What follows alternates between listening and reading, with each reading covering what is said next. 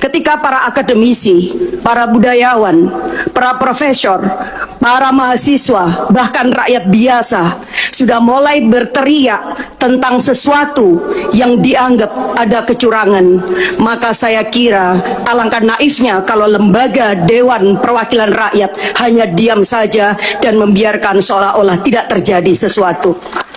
Tanggung jawab moral dan politik kita hari ini adalah mendengarkan suara yang sudah diteriakkan ataupun suara yang tak sanggup disuarakan. Silent majority saya kira akan sepakat dengan kita untuk melakukan langkah-langkah konstitusional, apapun langkah-langkah itu.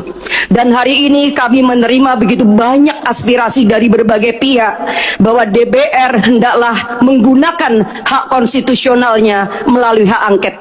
Dan melalui hak angket inilah kita akan menemukan titik terang seterang-terangnya sekaligus juga